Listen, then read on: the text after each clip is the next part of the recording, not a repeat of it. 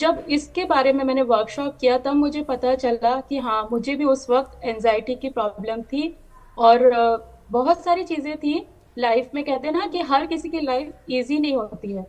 तो जैसे मेरा भी है कि हाँ, मैंने भी शादी के बाद 9 इयर्स तक कंसीव नहीं किया था।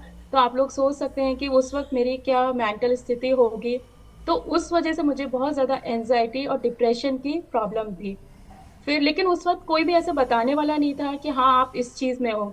मुझे हर बात पे रोना आता था या जो भी कहिए। बट फॉर मतलब कहते हैं ना, गॉड गिफ्ट की वजह से या भगवान की जो भी ब्लेसिंग्स हुई, तो मेरी बेटी हुई। फिर उसके बाद से मैं बिल्कुल ठीक हो गई। लेकिन फिर उसके बाद घेरा बीमारियों ने। क्योंकि एज ए मदर मैंने पूरा अपने को जो कहते हैं ना डेडिकेट कर दिया बेटी के लिए। मतलब कुछ भी अपने ऊपर ध्यान नहीं देती थी। कुछ ज्यादा ही ओवर प्रोटेक्टिव थी। और अपना सब कुछ छोड़ दिया था, बाहर आना जाना, वॉक करना, सब चीज। तो कहते हैं ना, फिर धीरे धीरे बीमारियों ने घेरना शुरू किया। तो उसकी वजह से फिर वापस मैं डिप्रेशन में और एंजाइटी की प्रॉब्लम में आई। और फिर लाइफ में और भी बहुत कुछ चल रहा था, लेकिन थैंक्स टू गॉड कि मुझे ये क्लब मिला और जो मेरी मेंटर है राखी मैम मिल गई मुझे। मैं उनको दिल से हमेशा बहुत धन्यवाद बोलती हूँ।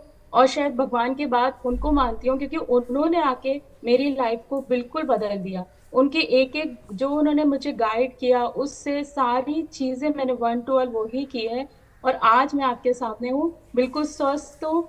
सारी प्रॉब्लम्स मेरी ठीक हो गई हैं, हेल्थ प्रॉब्लम, लाइफ की प्रॉब्लम, सब कुछ ठीक है।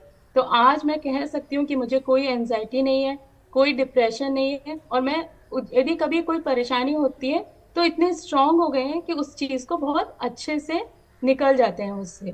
तो ये thank you rakhi ma'am and Rashmi ma'am, आपका भी, क्योंकि आपने मुझे मेंटली स्ट्रांग किया।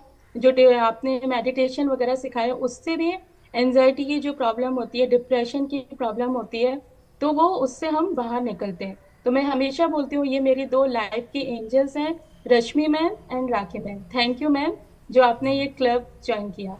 तो चलिए आज चलते हैं, जैसे कि आज का जो टॉपिक है।